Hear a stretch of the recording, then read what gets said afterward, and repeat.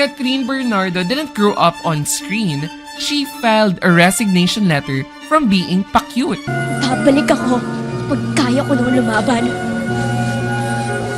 At sa pagbalik ko, pagbabayaran nila lahat ng ginawa nila sa atin. Let's be honest, no? That is the phase where child stars go to die. Ate, hindi yan madali. Araw-araw mo pinagbabayaran yung pagkawala ko. Eh ako, hanggang kailan mo ako sisigalin sa pagbabalik ko? Ito yung era na nasa na siya. Cute pa rin pero parang hanggang dyan na lang siya. Pwede pa siguro siyang kapatid mong bida.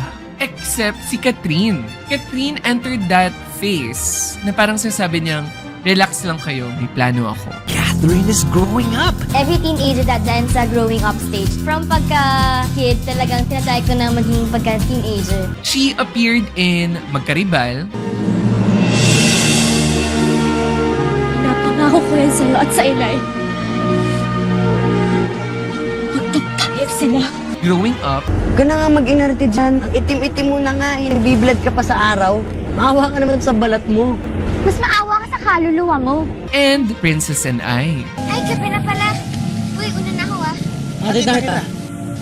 Hindi siya biglang nagkaroon ng sexy dress, hindi nagkaroon ng hubad na image, at hindi siya nagkaroon ng malaking announcement na, hello world, ito na ako ngayon. Kahit kaya wala ako inagaw sa'yo. Kaya tigilan mo na yan.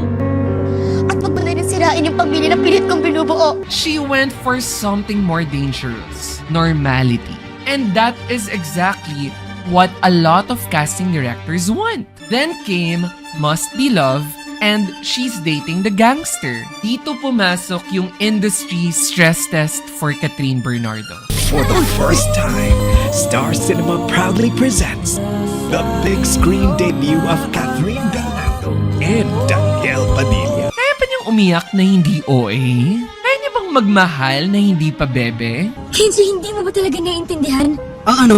Yung totoo. Nga ano? Gusto ko nang itigil to kasi nagiging totoo na. Totoong ano? Totoong nagkugustuhan na kita. At kaya niya bang umarte na hindi pa cute mode? Yung acting style niya, I would say, hindi sumisigaw.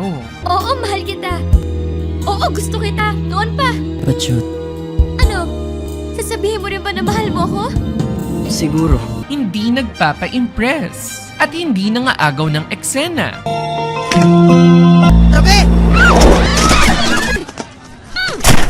Gangster! She let the camera come to her, which is why directors loved her. At kaya hindi rin napapagod yung mga tao nang panoorin siya sa screen. Okay naman pala magbago. Pero, bakit parang hirap? Parang bawal. So in summary, no, Catherine Bernardo didn't just jump from cute to iconic. She took the longer route. Yung mas matalinong route. From cute to competent to credible. At kapag na-establish mo ng credible ka, kahit wala kang ginagawa, may bigat ka na. That's my Kenji! My sexy love! Go sexy! Go sexy! Go sexy! Sexy love! By the end of this era, wala na nagsasabing, ang galing niya for a child star. Ang sinasabi ng mga tao is, ang galing niya, period. And once the door opens, hindi na siya pwedeng isara. Ganda. Like and follow for more!